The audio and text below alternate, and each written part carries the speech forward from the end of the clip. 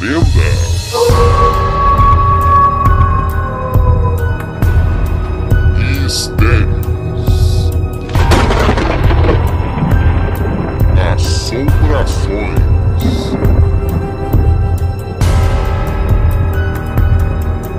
fatos e lendas sobrenaturais.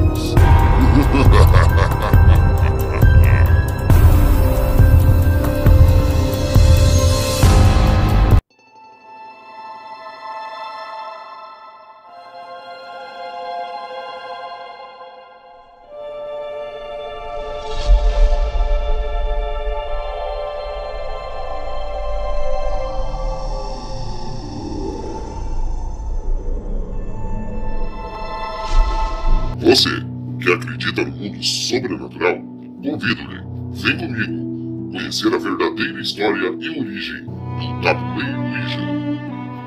Criado no fim do século XIX para capitalizar em cima da moda de contatar os mortos, o item gerou lucros, medos e polêmicas. Conheça a história do artefato, saiba como usá-lo e conheça também casos de quem já brincou com o perigo. Mas qual é a história? Bom, o tabuleiro de Ouija está diretamente relacionado ao espiritualismo, que surgiu como um movimento religioso em 1848 e virou religião em 1893. O espiritismo, comum no Brasil, surgiu na mesma época. No ano de 1857, em comum as religiões partilham a crença em espíritos e na possibilidade de comunicação com eles. Nesta época, médiuns e sessões espíritas eram coisas comuns e aceitas pela sociedade.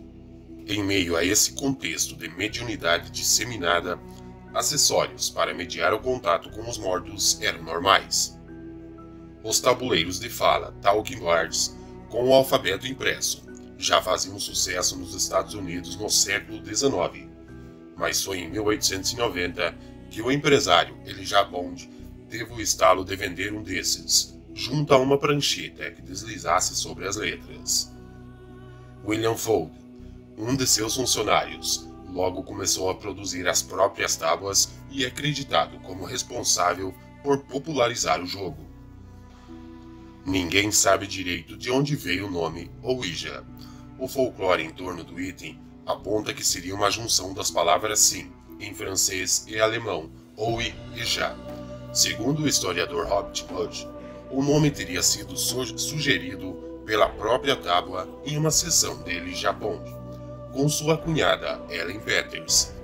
Mas é bem provável que essa manifestação tivesse a ver com o colar que Ellen usava naquele momento, contendo uma foto de uma mulher ativista chamada Ouida. Foi então durante a Primeira Guerra Mundial entre os anos de 1914 e 1918 que a popularidade do tabuleiro Ouija cresceu, principalmente entre os católicos. No contexto de incertezas e mortes, cresceu nas pessoas o desejo de saber sobre o futuro e contatar entes queridos já falecidos. Preocupado, o Papa Pio convocou em 1919 o investigador psíquico Godfrey Harper para alertar aos fiéis sobre os riscos do jogo. Foi nesta época que ele publicou o livro A Nova Magia Negra e a Verdade sobre o Tabuleiro Ouija, relacionando o tabuleiro à magia negra.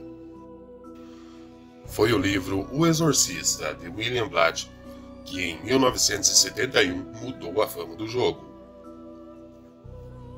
É que o autor se inspirou no caso real de um garoto do estado de Maryland que teria entrado em contato com um demônio por meio do jogo no ano de 1949 e depois então teria sido possuído por uma entidade.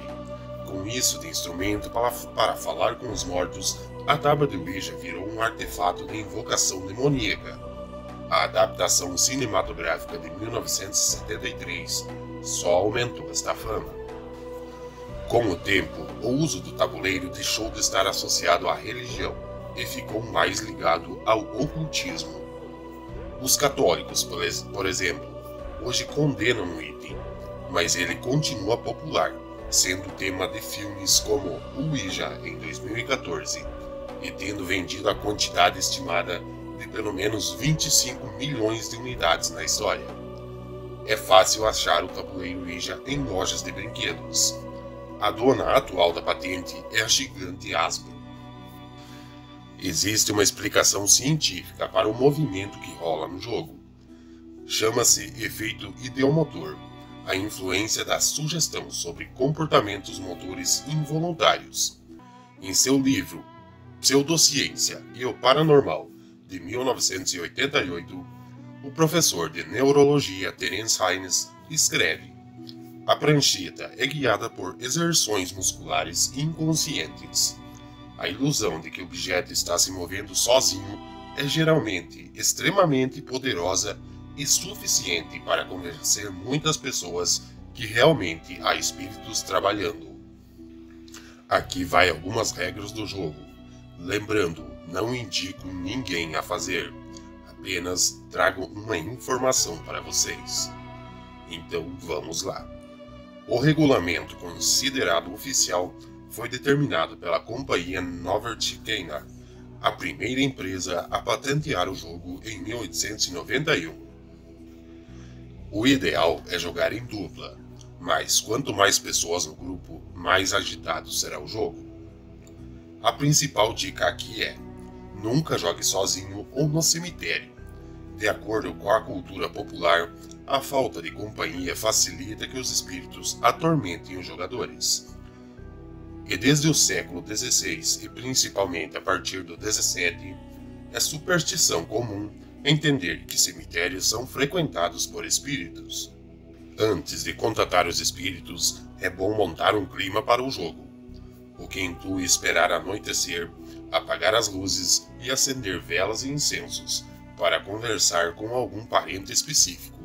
O que pode ajudar é decorar o tabuleiro com joias e outras relíquias do falecido.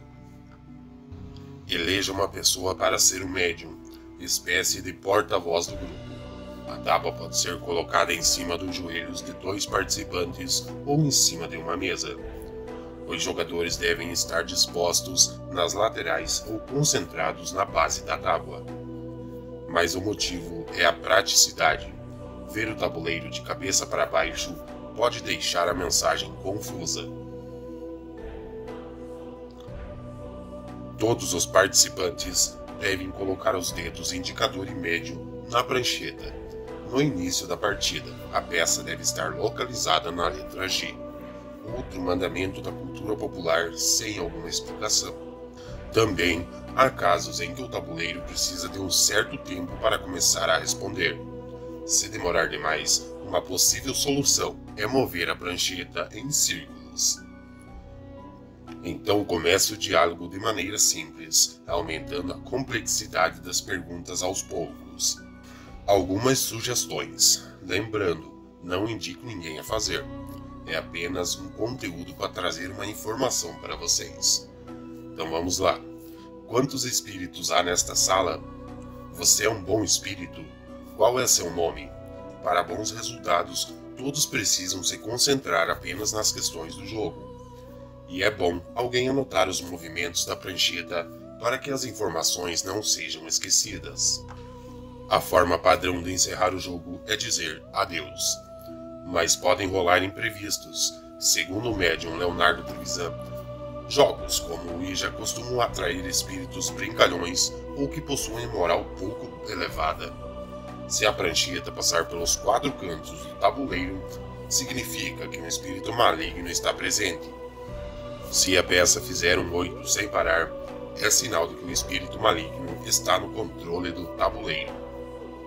Quando o espírito tem um comportamento estranho, deve-se presumir que ele pretende escapar do tabuleiro.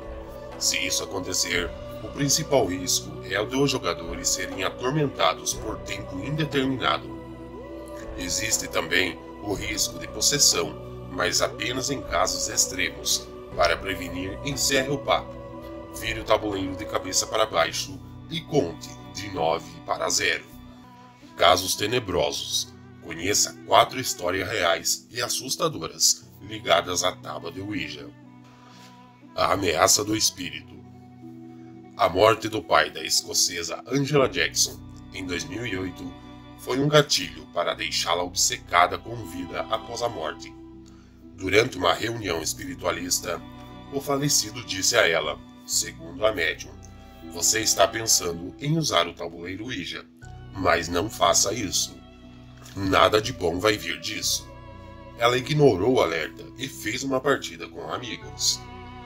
Nela, a prancheta soletrou seu nome, e em seguida a frase, "Morra vadia." Alguns meses depois, a mulher foi atacada por um homem que disse a mesma frase antes de dar marteladas em sua cabeça. Angela sobreviveu e prestou queixa na polícia, mas ninguém foi preso ou considerado suspeito. Os turistas possuídos.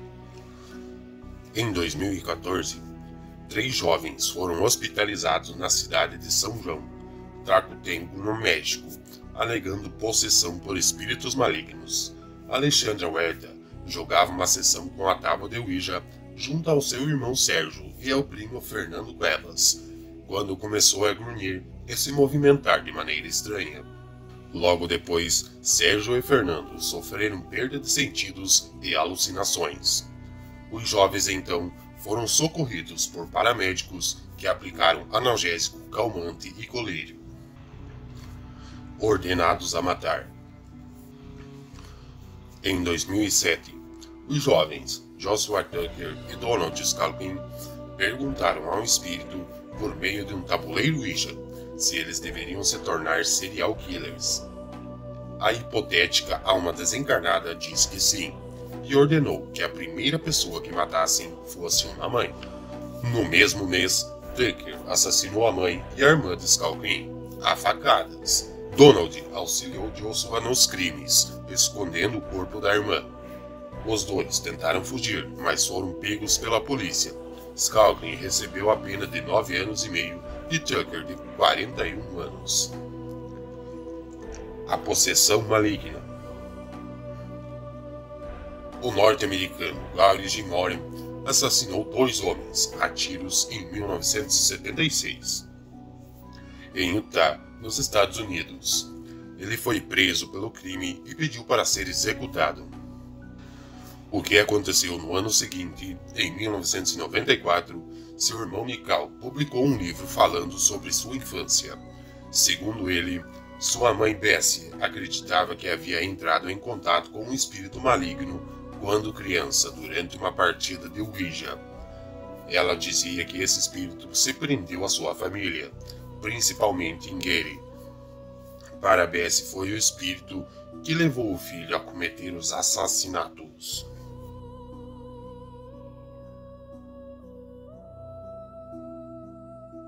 Pessoal, você que chegou até o final desse vídeo, deixe seu like, inscreva-se no canal e compartilhe. Também dá uma força para nossos canais parceiros, Caçadores de Histórias Sobrenaturais e também Júnior Decol no Sobrenatural, links na descrição do vídeo. Grande abraço a cada um de vocês e até o próximo.